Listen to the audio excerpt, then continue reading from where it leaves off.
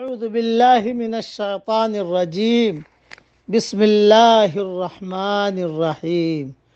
سورہ مومن کی 2 آیتیں پڑھ رہا ہوں، آیت نمبر 64، آیت نمبر 65۔ اللہ الذی جعل لکم الارض قرارا والسماء بناء وصورکم فاحسن صورکم وَرَزَقَكُم مِّنَ الطَّيِّبَاتِ۔ اللہ ہی ہے جس نے تمہارے لیے زمین کو ٹھہرنے کی جگہ اور آسمان کو چھت بنا دیا اور تمہاری صورتیں بنائی اور بہت اچھی بنائی اور تمہیں عمدہ عمدہ چیزیں کھانے کو عطا فرمائی۔ ذَلِكُمُ اللَّهُ رَبُّكُمْ، یہی اللہ تمہارا پروردگار ہے۔ فَتَبَارَكَ اللَّهُ رَبُّ الْعَالَمِينَ، پس بہت ہی برکتوں والا اللہ ہے، سارے جہاں کا پرورش کرنے والا۔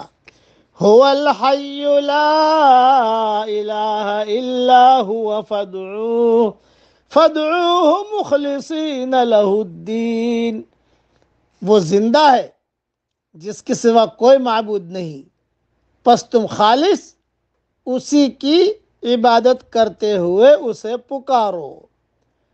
الحمدللہ رب العالمین، تمام خوبیاں اللہ ہی کے لیے ہیں جو تمام جہانوں کا رب ہے۔ یعنی جب سب کچھ کرنے والا اور دینے والا وہی ہے، دوسرا کوئی بنانے میں شریک ہے نہ اختیارات میں، تو پھر عبادت کا مستحق بھی صرف ایک اللہ ہی ہے، دوسرا کوئی اس میں شریک نہیں ہو سکتا۔ استمداد اور استغاثہ بھی اسی سے کرو کہ وہی سب کی فریادیں اور التجائیں سننے پر قادر ہے، دوسرا کوئی بھی ما فوق الاسباب طریقے سے کسی کی بات سننے پر قادر ہی نہیں۔ جب یہ بات ہے تو دوسرے مشکل کشائی اور حاجت روائی کی کس طرح کر سکتے ہیں؟ کرنے والے اللہ ہیں۔ اللہ تعالیٰ نے زمین کو تمہارے لیے قرارگاہ بنایا، یعنی ٹھہری ہوئی اور فرش کی طرح بچھی ہوئی کہ اس پر تم اپنی زندگی گزارو، چلو پھرو، آؤ جاؤ۔ پہاڑوں کو اس میں گاڑ کر اسے ٹھہرا دیا، کب ہل جل نہیں سکتی۔ اس نے آسمان کو چھت بنایا ہے، ہر طرح محفوظ ہے۔ اسی نے تمہیں بہترین صورتوں میں پیدا کیا، ہر جوڑ ٹھیک ٹھاک اور نظر فریب بنایا، موضوع قامت مناسب، اعضاء سڈول بدن، خوبصورت چہرہ عطا فرمایا، نفیس اور بہترین چیزیں کھانے پینے کو دی۔ پیدا اس نے کیا، بسایا، اس نے کھلایا پلایا، اس نے پہنایا اڑایا، اس نے پس صحیح معنوں میں خالق اور رازق وہی رب العالمین ہے۔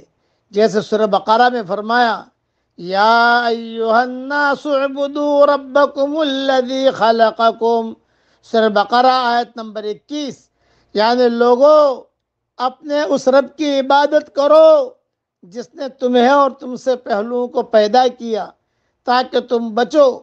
اسی نے تمہارے لیے زمین کو فرش اور آسمان کو چھت بنایا اور آسمان سے بارش نازل فرما کر اس کی وجہ سے زمین سے پھل نکال کر تمہیں روزیاں دی، پس تم باوجود ان باتوں کے جاننے کے اللہ تعالیٰ کے شریک اوروں کو نہ بناؤ۔